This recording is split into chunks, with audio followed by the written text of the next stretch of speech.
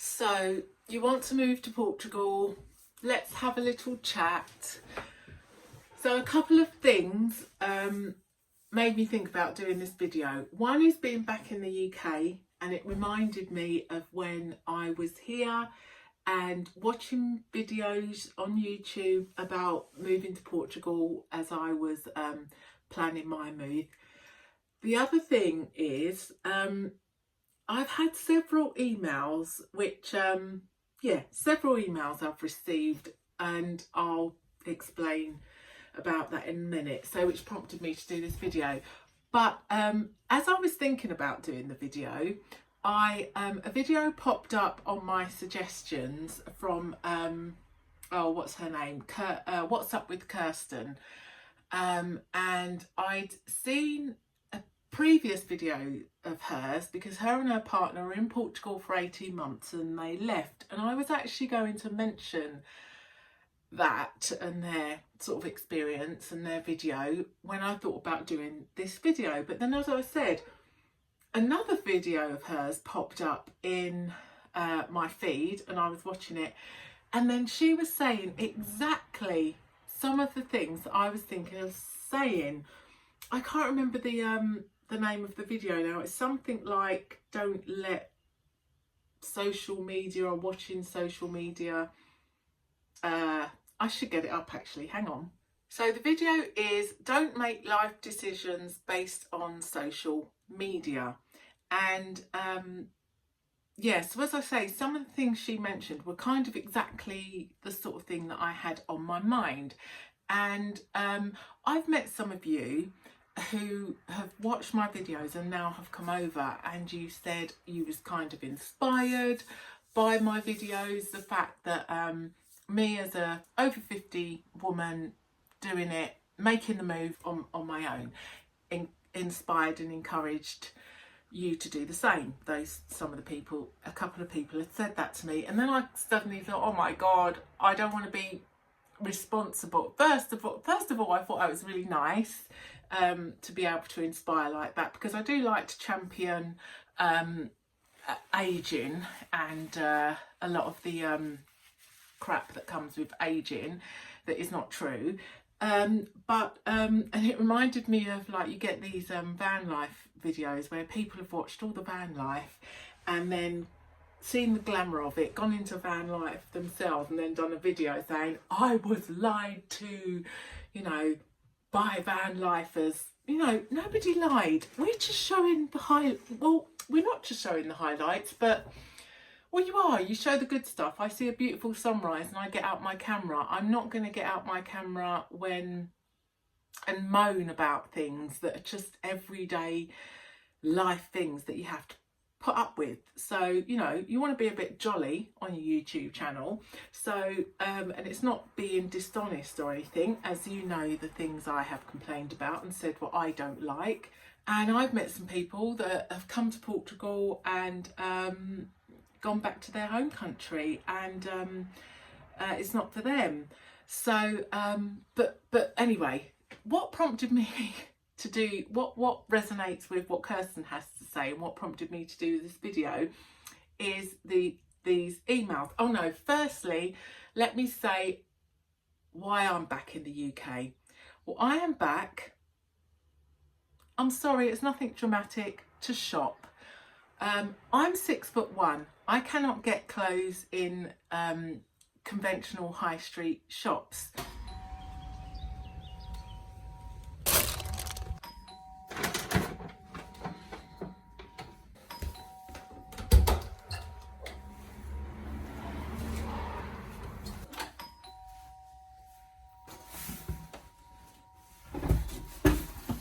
So this is something I had considered. I knew that I'd be coming back to the UK every now and again, and I thought I'd use that opportunity to get some clothes. And so I'm afraid it's nothing. I'll be back. Back to those emails I mentioned. So as I said, obviously when I was in the UK, before I'd moved to Portugal, I watched YouTube videos, but I'd kind of already decided I wanted to go to live in Portugal and was watching the YouTube videos for information, and mainly actually to keep because obviously it was during the restrictions, to sort of like keep Portugal in my mind and keep the what's the word, the, you know, the pilot light on kind of thing, keep the inspiration. So and I had never been to Portugal when I decided I wanted to move there, but yeah, I kind of like was definitely done with London, and somewhere else in the UK wasn't an option. So I absolutely was 100% certain that I wanted to move somewhere else, and I felt that Portugal would fit the bill, and luckily, apart from the houses, it does. So, but these emails, I get the impression, and I don't think I'm barking up the wrong tree and I've got the wrong impression, but I get the impression that they have decided to go to Portugal as a result of watching YouTube videos and people on YouTube. And there's nothing wrong with that, because that is how sometimes you find out about something and it sparks an interest. But yeah, just some of the questions they asked me and the tone, it was a little bit it's almost like you've made a decision on what on these videos that you're watching, and then, as Kirsten sort of explains in her video, you know, you don't make decisions on just watching other people's lives, because like she says, she's just, you know, people are just sharing their experience and their opinions, which is exactly what, when I thought about this video, I wanted to say. I'm just sharing my experience, as many of us are, and you know, it's subjective, it's our opinion. And I say this because another thing I get asked all the time, because I'm travelling around, is, where's the best place to live in Portugal? Full stop. Not where's the best place to live if I want a quiet retired life, or I want to enjoy outdoor activities. Even then I couldn't, you know, I might be able to give you some of experience of what I've seen, but you know, where to live, where's the best place to live in Portugal, full stop. That is an impossible question for anybody to ask, because everybody's different, and there is no one best place to live. One person's heaven is another person's hell. I mean, I've had people that have said to me, you know, well, come and stay at mine, come to this area, you'll love it, and they are adamant. They have decided that I will love it, and I've got there and just thought, no, I don't know what you love about this place, but no. Everybody's different, and it's not to say that the said place there's anything wrong with it, it's just not my cup of tea. So it's bizarre when people actually say to me, where is the best place to live? Not what do you like best and why, or what do you think. Yeah, just, you need to come and experience things for yourself. And as I say, one person's joy is another person's misery. One person's beauty is another person's, you know, not what they think is beautiful. Anyway, you get the gist. We're all grown-ups. Also, something else that's quite interesting, which Jarek McLean, I think, is his YouTube channel. I'll put the link in below anyway. He did a really good video about articles you see on Portugal, and they come across as you know, unbiased articles, but they're not. They're marketing articles. They're basically adverts, and they're not you know, they're subjective. And then what's the word I'm looking for? Impartial. That's the word. They're not impartial. So he did a really good video on it. Like I said, I can't actually, I'll share his channel, but if I find the video, I'll put a link in. But that's just another thing to be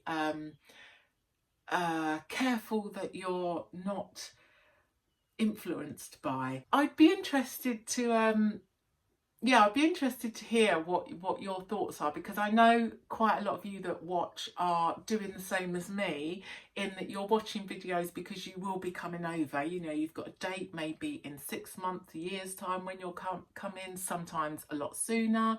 I know a few people are coming in the next few months. So so it'd be interesting to hear your thoughts.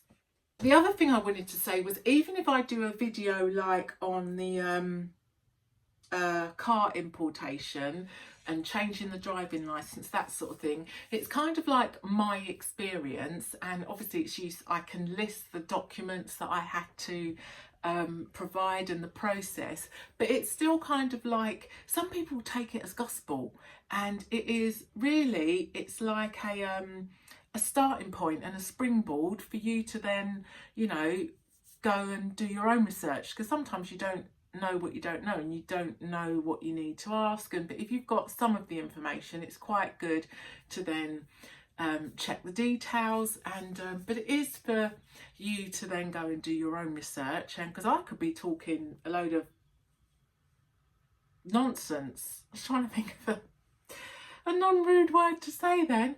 Yeah, I could be talking a load of nonsense. Also, things change very rapidly, and also things are very, very different compared to what region you're in. So how things should be done is not necessarily how things are always done. That's why I'll also sometimes say, this is what happened for me, but that's not how it was supposed to be done. Oh, can I just say, I got my CEF card now as well.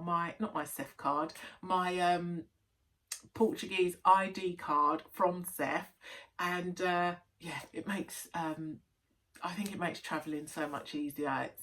It's great. So that's another thing that you know, a lot of people have told you their experiences of, you just go along, give your they'll call you for an appointment, and they're really calling people in fast now.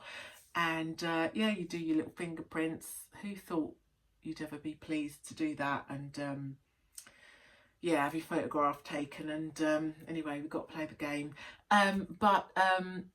So you do your fingerprints, you have your photograph taken, you get like a little you go online a few days later to get a code to pay the bill in the ATM, and then a few weeks later you get your card. And can I just say, I had to phone them up because I had an indication that I should have received my card, and I haven't.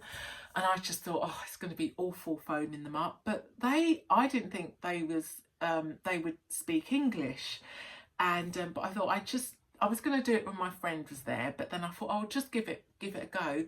And they did speak perfect English, and also were really, really helpful, and also answered the phone really quickly. So I just assumed there's no way CEF are going to pick up the phone, and also, or I bet it will ring for ages, or have to hang on for ages. No, but I just wanted to say, if you do need to phone them, they are really helpful.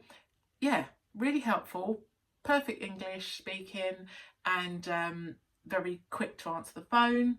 And also she said I could go online. She gave me a tracking number for my card. I could go online and check it, and it all worked perfectly. So just thought I'd throw that in there. So that's about it really. I just needed to get that off my mind. I think it was mainly these emails though that I just thought, gosh, get over here. Why are you asking me? And also just some of the just the nature of the emails. I just thought, get yourself over here, use YouTube for ideas and inspiration, but do your own research, experience things for yourself, And then the fact that Kirsten sort of said the same thing, I thought, okay, it's not just me who clearly has noted that. Yeah, let me know what you think and what your process is for coming, because as I said, I came to Portugal having never been before, although, you know, I did originally have a plan to come and house sit here for a winter to try it out, and then COVID hit, and then I just decided, oh, let's just go for it and move here. And yeah, and I've got the freedom to do that. And I was going to say I had a plan B, but I didn't. I didn't have a plan B. So yeah, I'd love to hear from you. But yeah, that's it. God, if you've made it this far, thank you for listening, and maybe we'll chat about this again. Look, I just thought I'd quickly show you, filming with my laptop webcam, what I have, because obviously I've not got my tripod or anything with me. So this is what I use to film. We have a bottle of wine and my phone strapped to it with elastic bands, and I don't know if it's a nice wine, but this is the bottle that helped with the filming today. Just in case you're wondering why I didn't just film it off of my laptop, because I've got nowhere to put it, and I'd either have to crouch down and film the video like this, or if I tried to do it where the bottle of wine was, it was all dark like that. So I just went for the bottle of wine and the elastic band. Hope you enjoyed that. See you on the next one.